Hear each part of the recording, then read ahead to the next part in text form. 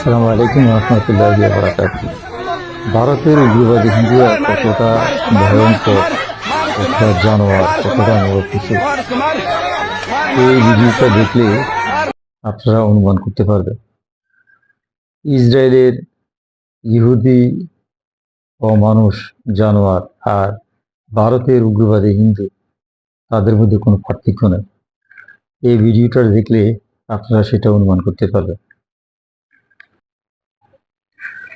অন্যদিকে ভারতীয় বিএসএফ বাংলাদেশ সীমান্তে ঢুকে পড়লে বাংলাদেশিরা তাদের তাড়া করে, পরে বিএসএফ পিছু হতে বাধ্য করে। পাবলিকের সাহস দেখছেন? আগে কিন্তু এইসব ছিল না।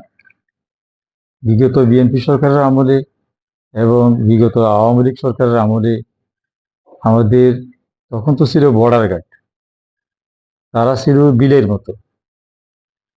ভারতের বিএসএফ আমাদের বাংলাদেশের বর্ডারের ভিতরে ঢুকে মানুষ মেরে চলে যেত।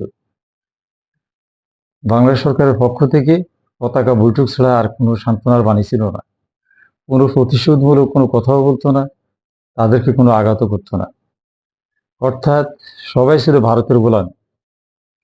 এখন এই গোলামি থেকে সত্যি আসলে আমরা যে বের হয়েছি, এটা তারই একটা প্রমাণ।